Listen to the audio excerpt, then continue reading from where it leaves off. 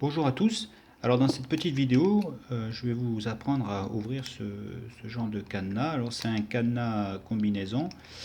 Alors celui-là en plus il est vraiment facile à ouvrir parce qu'il n'a pas de faux cran. C'est-à-dire que quand j'exerce une tension sur l'anse, je ne sens pas de cran en particulier. Je sens uniquement des points de blocage et c'est justement ces points de blocage qui vont nous permettre de déterminer la combinaison du cadenas. Alors dans un premier temps, on va réinitialiser les disques, donc c'est-à-dire qu'on va tourner au minimum 3 fois dans le sens des aiguilles d'une montre, donc le cadran. Voilà.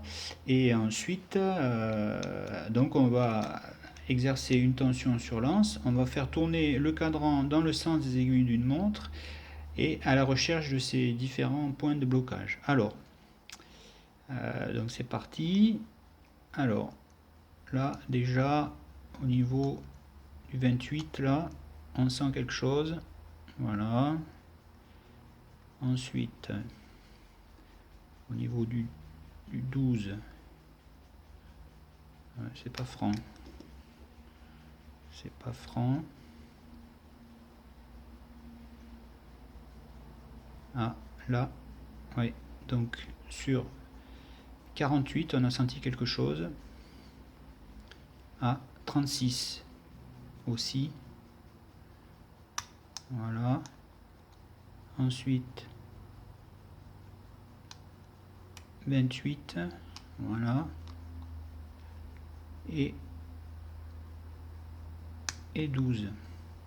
Donc on a identifié 4 points de blocage. Alors maintenant il va falloir associer chaque point de blocage à un disque, hein. Et donc il y a 3 disques et on a identifié 4 points de blocage. Alors on va commencer par le 0. Alors celui pas le 0, celui qui était proche du 0, donc c'était le 48. Voilà. Ouais, c'est vraiment petit, hein. On sent pas grand chose. Donc si je dépasse le point, que je reviens en arrière, est-ce que je sens de nouveau quelque chose? Non, je sens rien de particulier. Est-ce que j'ai un jeu latéral?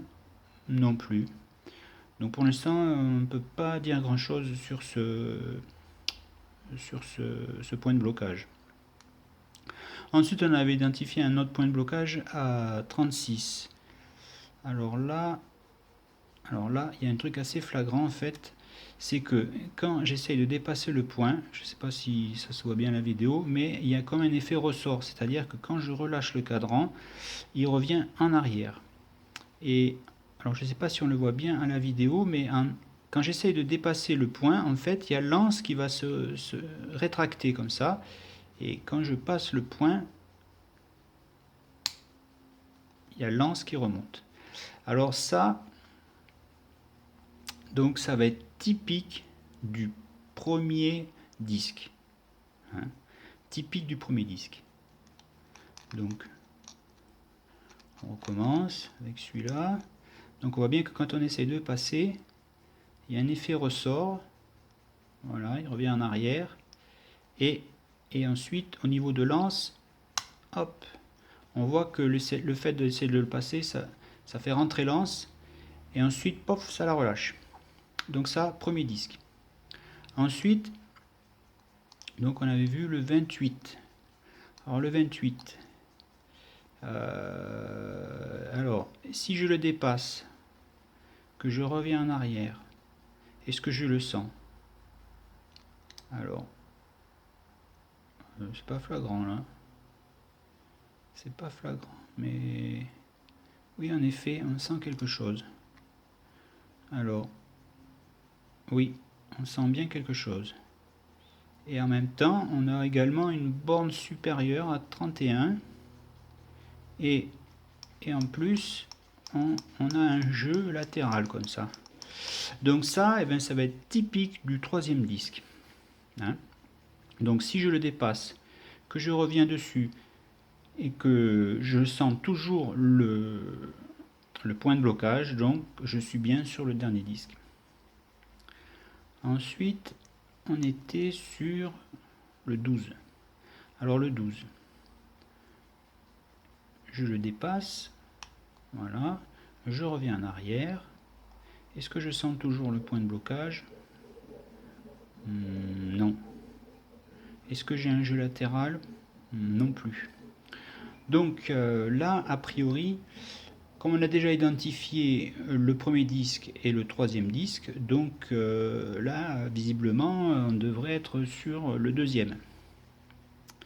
Et donc celui qui était au niveau de 48, lui par contre on ne sait pas trop pour l'instant. Alors maintenant qu'on a identifié au moins qu'on a identifié les trois disques, donc premier, deuxième et troisième, on va faire un petit peu d'arithmétique. Alors,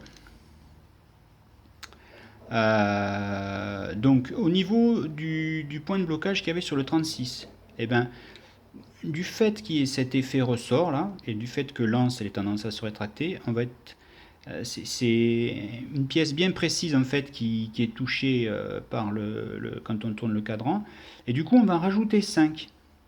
Du coup de 36 on va passer à 1. Donc notre premier chiffre, premier nombre, c'est 1. Ensuite sur le deuxième disque, alors le deuxième disque, on a vu que ça butait sur le 12, et bien là on va retrancher 2. Donc du coup, eh ben, notre deuxième nombre, ce sera le 10. Et sur le dernier disque, donc, on était donc sur le 28, on va rajouter 2. Et donc ça va être le 30. Et donc il nous reste celui qui était sur 48, qu'on n'avait pas su identifier à quel disque il correspondait. En fait, ça va être le troisième, parce que si je rajoute 2, on va tomber sur 0. On a vu tout à l'heure que 36, on rajoutait 5, ça faisait 1, et 48 plus 2, ça fait 0. Donc en fait, on pourrait choisir entre le 0 ou le 1. Donc on va vérifier si ça fonctionne. Donc je fais 3 tours minimum dans le sens des aiguilles d'une montre, et je vais venir m'arrêter sur le premier nombre, donc qui va être 0 ou 1. Voilà, on va choisir 1. Donc ensuite je vais tourner, faire un tour complet. Je vais venir me positionner sur le deuxième, le 10, et enfin sur le dernier, donc le 30. Et alors il a du mal un peu, mais voilà. Voilà, donc notre combinaison, c'était bien le 0, 10, 30. Voilà, je vous remercie de votre attention. Au revoir.